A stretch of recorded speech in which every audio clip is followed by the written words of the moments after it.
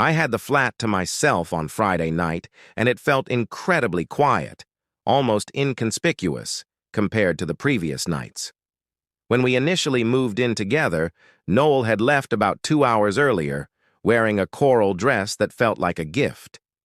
She kissed my cheek and said, "Drinking and catching up," but it lingered in my mind like a sarcastic snapshot. "With the girls," she added, and left before I could respond. But I believed her. I didn't give it much thought. Or maybe I just didn't see why I shouldn't. I remember a half-eaten sandwich by my feet as I scrolled through my phone, the TV on mute, propped on the coffee table. Talia was going live, again, in the middle of the usual pre-wedding chaos and spill, sessions. I almost ignored it, another drunken monologue about astrology or her hatred of Mondays. But then I noticed. It wasn't the tagging or the pre-wedding madness that made me click. There was a deeper itch, a quiet instinct that whispered, "Just look." When I opened the stream, Talia was already laughing, and I was a bit drunk. Priya had just left. Brina was pouring another round. And then Noel entered, holding her wine glass like it was a mirror of herself. Her lips glowing, her cheeks flushed. Talia laughed and said into the camera, "How's the wedding chaos, bride?" Noel rolled her eyes. "You'd think he was planning the Olympics. He's so obsessed with the logistics." The other girls laughed, Brina included. Someone chimed in, "You wrote the fucking vows, Curtis. Just show up." Another voice, "Didn't you say you liked his organization?" Noel snorted. "He thinks this is about unity and dreams. I'm just trying to survive. His Google Sheets." And then the comments came. "Tell him. Men and heart emojis. Same thing." I stared, till my lips went dry. Noel laughed. "Curtis is good for a timeline." She took a long sip. "And a salary. I'll handle the rest." They all laughed. But I didn't. It wasn't just the words. It was the ease, the comfort with which she mocked me, like I was a character in a joke they'd rehearsed. I typed into the chat room. 100 drafts before. My fingers finally moved, almost without thinking. Am I? The laughter dropped. Talia's eyes widened, her neck tensed. She leaned in, squinting at the screen. "Wait, what?" This time I typed slower. "Noel, let's be clear. The wedding's off limits if you're telling everyone else it's a joke?" Noel's smile collapsed. She lunged for the phone. The screen tilted, voices scrambled. But I wasn't panicking. My heart didn't even pound. It felt cold, distant, like a window had opened.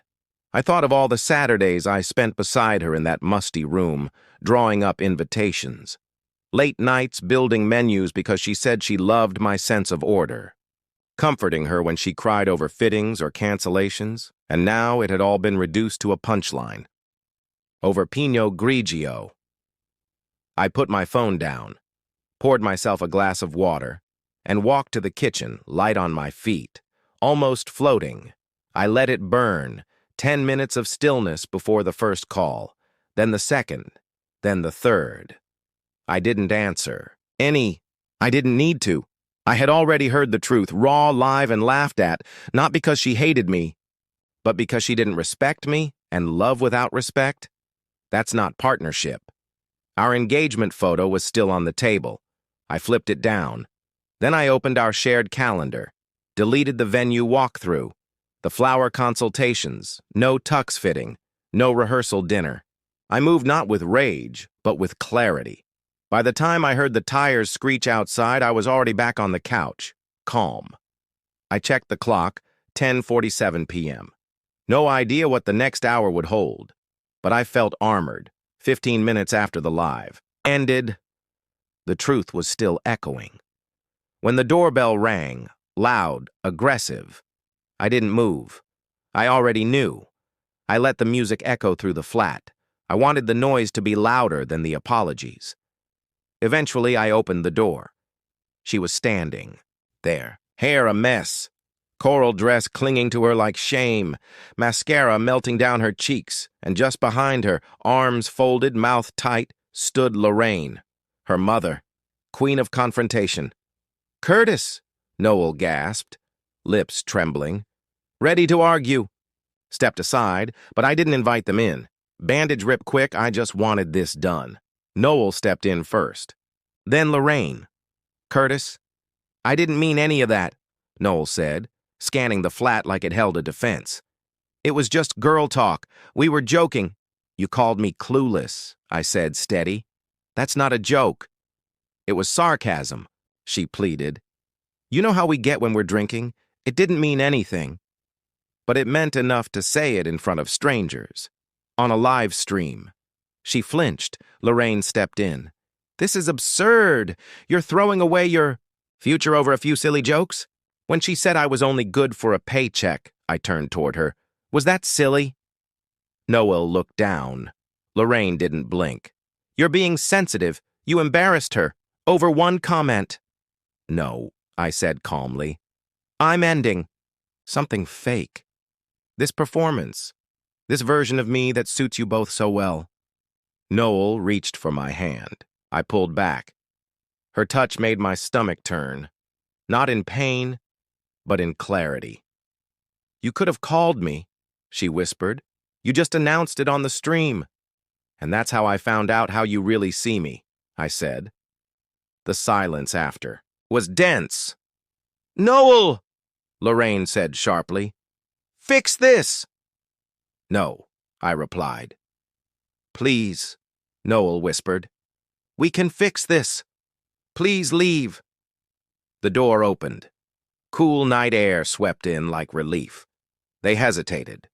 Lorraine sneered, heels. Clicking, Noel stopped in the doorway. Eyes red, voice small. I never thought it would end like this.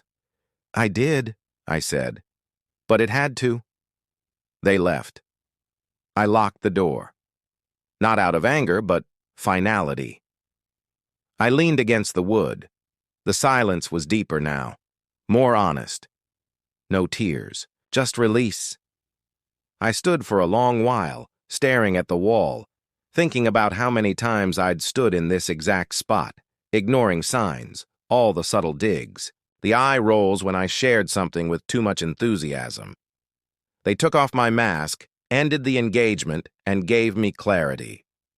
Monday arrived fast, and for the first time in months, I felt clear.